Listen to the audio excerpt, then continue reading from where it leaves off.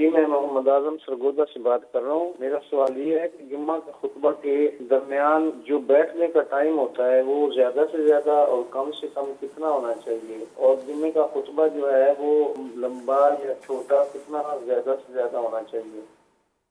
جی، خطبے کے درمیان بھی بیٹھنا ہے اور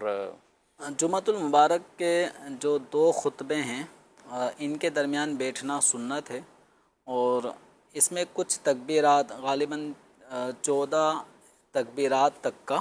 فاصلہ اور گیپ 2 خطبوں کے درمیان دینا یہ سنت لکھا ہے۔ تو اب خطیب صاحب پہلا خطبہ دینے کے بعد بیٹھ جائیں گے اور 14 مرتبہ اللہ اکبر جتنی دیر میں کہا جائے تو یہ تکبیر کہیں گے، بلکہ 14 مرتبہ اللہ اکبر بیٹھ کر کہیں گے۔ اس کے بعد پھر دوسرے خطبے کے لیے کھڑے ہوں گے۔ اب یہ خطبہ کتنا ہونا چاہیے، تو اصل میں خطبہ نبی پاک صلی اللہ تعالی علیہ وآلہ وسلم کے مبارک دور میں اور صحابہ کرام علیہم رضوان کے دور میں یہی وہ واعظ و نصیحت پر مشتمل ایک اسپیچ سمجھ لیں کہ جس طرح ہمارے ہاں اردو زبان میں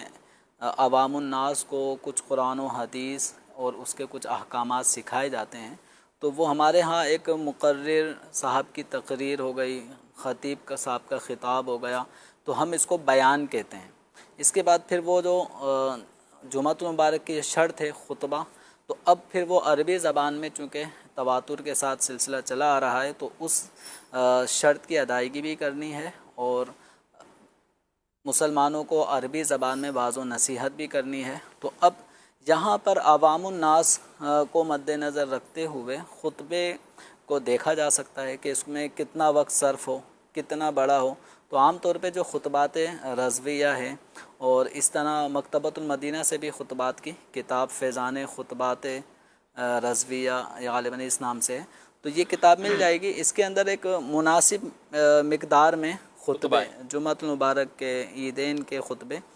نکاح کے خطبے، یہ اس کتاب کے اندر مل جائیں گے۔ یہ زیادہ لمبے اور بہت مختصر بھی نہیں ہیں، ایک یوں سمجھیں کہ درمیانے مقدار میں یہ خطبے موجود ہیں، تو ان کو پڑھا جا سکتا ہے۔ اب یہ ہے کہ بعض خطیب بہت لمبے خطبے پڑھتے ہوں گے، طرزیں بھی لمبی ہے، پھر وہ بہت آہستہ آہستہ پڑھتے ہوں گے، تو اس وجہ سے شاید وہ 2 صفحے کا خطبہ وہ لگتا ہوگا جیسے کہ بہت طویل انہوں نے خطبہ دیا ہے۔ تو اس حوالے سے جو خطبہ ہیں، جمعۃ المبارک پڑھانے والے ہیں، ان کو بھی چاہیے کہ لوگوں کی رعایت رکھیں، اور چونکہ عمومی طور پہ پاکستان کے اکثر شہروں میں جمعۃ المبارک کا دن ورکنگ ڈے ہے، اور لوگ اپنے کام سے کچھ ٹائم نکال کر جمعۃ المبارک کے لیے حاضر ہوتے ہیں، تو خطبہ کو بھی چاہیے کہ اس دوران جو خطبہ ہے بہت زیادہ طویل نہ ہو، یا اگر ہے تو اس کو اتنی آہستہ نہ پڑھیں کہ لوگ کہیں خطبہ سننے ان سے اکتا رہے ہوں۔ تو اس حوالے سے احتیاط کرنی چاہیے کہ مسلمانوں پر عبادت کا یہ دورانیہ بوجھ نہ بنے، بلکہ خوشی خوشی وہ اس عبادت کے عمل کو بجا لائیں۔ اچھا، وجوب اس سے اگر کوئی مختصر بھی خطبہ ہے جس میں اللہ کی حمد ہے، درود ہے، اس طرح کی چیزیں شامل ہے، وجوب تو ادا ہو جائے گا؟ خطبے کا واجب ادا ہونا، خطبے کے واجب خطبہ جو کہ جمعۃ المبارک کے لیے شرط ہے، تو اس کی ادائیگی کے لیے الحمدللہ بھی اگر کسی نے بنیت خطبہ کہا تو اس سے خطبے کی یہ شرط تو پوری ہو جائے گی، وجوب ادا ہو گیا، واجب ادا ہو جائے گا۔ اب مسئلہ یہ کہ اگر کوئی خطیب جمعۃ المبارک کے لیے کھڑے ہوں اور الحمدللہ کہہ کر پھر بیٹھ جائیں، تو لوگ کہیں گے یہ، پھر کھڑے ہو جائیں، پھر کہیں سبحان اللہ والحمدللہ ولا الہ الا اللہ واللہ اکبر، یعنی ان کلمات سے خطبے کی شرط کی ادائیگی ہو گئی۔ لیکن چونکہ عمومی طور پہ ایسا کہیں پر بھی خطبہ نہیں سنا گیا عوام الناس کے لیے، پھر یہ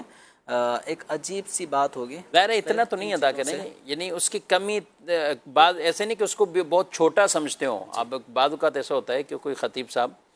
اب وہ الحمدللہ رب العالمین والصلاۃ والسلام علی سید المرسلین اما بعد فاعوذ باللہ من الشیطان الرجیم، یہ بھی پڑھ کے بسم اللہ پڑھ لی، 1-2 آیتیں پڑھیں، 1-2 حدیثیں پڑھیں اور ختم کر کے بیٹھ گئے،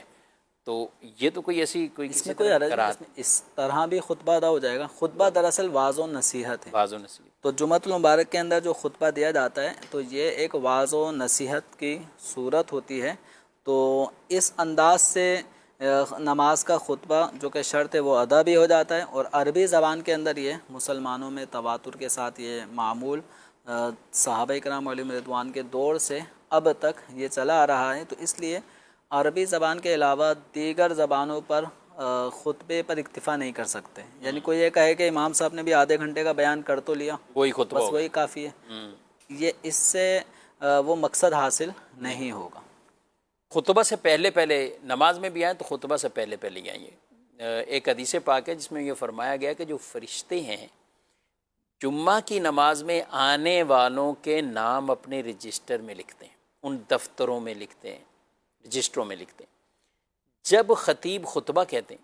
تو اس وقت فرشتے بھی اس خطبے کو سننے میں مشغول ہو جاتے ہیں۔ اب خطیب کا خطبہ سن رہے ہیں اور وہ اپنے رجسٹر بند کر لیتے ہیں۔ اب جو آتا ہے اس کا نام نہیں اس میں لکھا جاتا، یعنی اب آنے والے کا نام فرشتوں کے اس رجسٹر میں نہیں لکھا جاتا۔ میں یہ نہیں کہہ رہا کہ خطبے کے بعد یا خطبے کے دوران کوئی نمازی مسجد میں آیا تو اس کا جمعہ نہیں ہوگا، جمعہ ہو جائے گا، جمعے کی ادائیگی ہو جائے گی، چاہے بالفرض کسی نے خطبے کے دوران آیا یا خطبے کے ہی بعد آیا مسجد میں، جماعت اس کو مل گئی۔ یہ جماعت کے لیے شرط ہے، امام نے خطبہ کہا ہے، لوگ بھی وہاں سامعین بھی سننے والے ہیں، خطبہ ادا ہو گیا اور